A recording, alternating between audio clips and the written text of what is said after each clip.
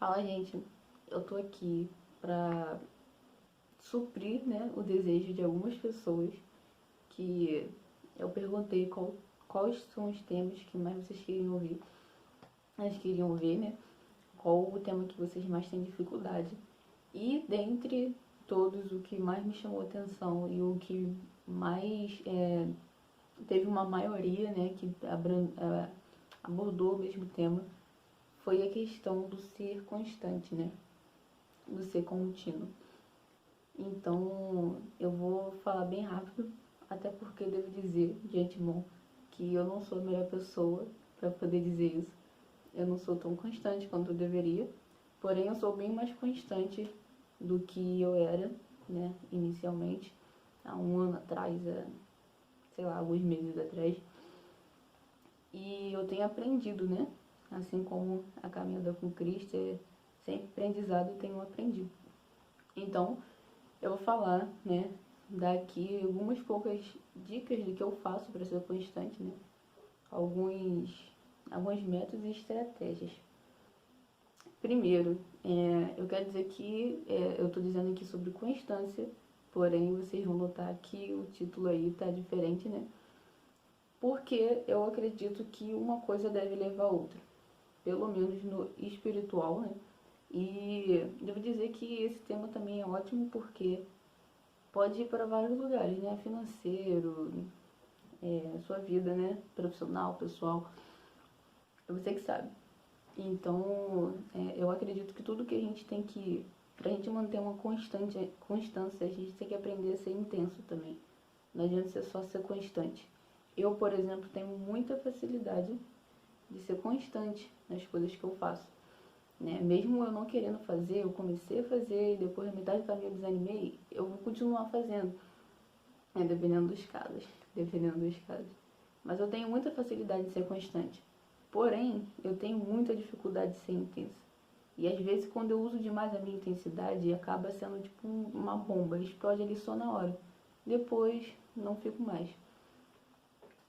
Então, qual é o objetivo disso? O objetivo é ter que manter o perfeito equilíbrio. Não adianta você querer ser só um, só outro. Não tem nada de errado. Como eu disse, é um aprendizado. Você vai aprendendo aos poucos, né? De um a um. Só que o mais importante é você procurar o equilíbrio.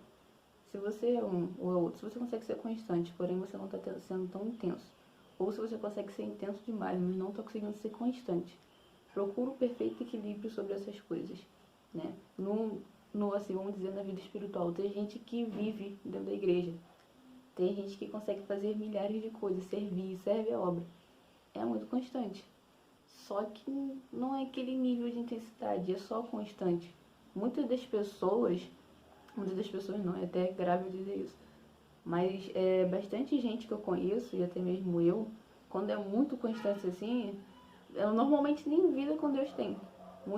Teve muitos momentos, né, que eu tava na igreja, aquele negócio todo, e toco no ministério de louvor, e sirva a obra, faz isso pro jovem, faz aquilo.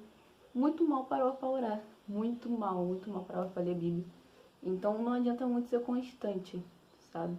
Se for para ser constante, pelo menos seja constante tentando ser intenso.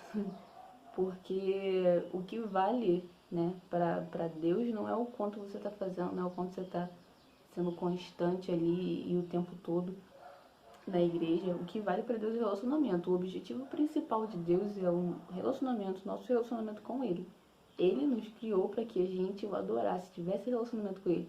Ele não nos criou para a gente ir para a igreja. Se fosse por isso, Ele continuaria com os anjos, que já servem Ele lá no céu, né? Não precisa ser... Não precisaria de nós, né? Inicialmente. Então, a gente precisa manter o equilíbrio de ser constante, ser intenso. Outra coisa que eu quero falar é sobre ter uma âncora de esperança. É muito mais fácil a gente ter esse equilíbrio, essa constância e intensidade, quando a gente sabe o que a gente está fazendo.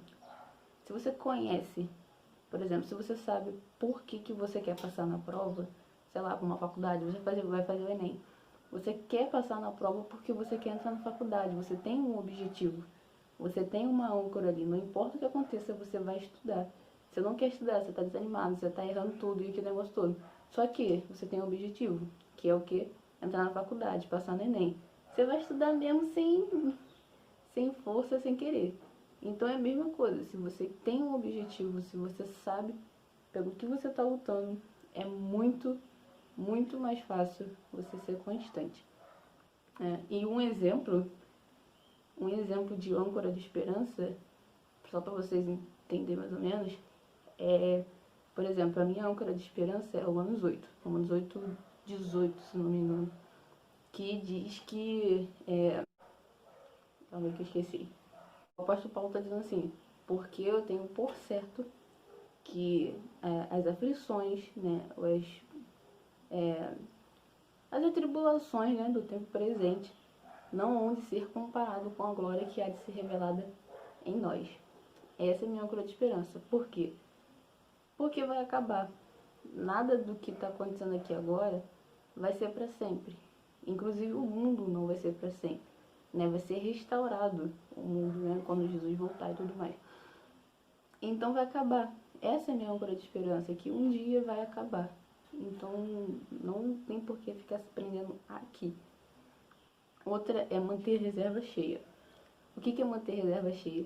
Leia Mateus 25, que vocês vão entender. A parábola, né, das 10 virgens, é 5 imprudentes e 5 prudentes. Que tinha 5 prudentes que levaram uma lamparina, só que levaram óleo de reserva. Por quê?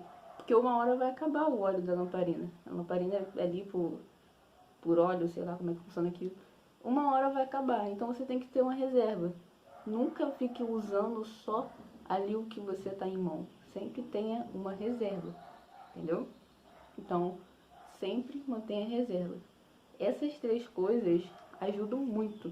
Principalmente a segunda, né? Que é o equilíbrio, ter uma âncora de esperança e manter reserva cheia. Até uma âncora de esperança, que é a segunda, ajuda muito. Ajuda muito, porque quando você sabe, quando você entende por que você está fazendo alguma coisa, você faz quando você tem intenção naquilo, você faz intencionalmente. Então é a razão, né? O ser humano, é muito movido pela emoção. De tipo, tá acontecendo isso, eu vou fazer tal coisa, eu vou, né, dispersa do nada, some. Então, ter uma âncora de esperança ajuda a gente a exercitar a razão e não a emoção.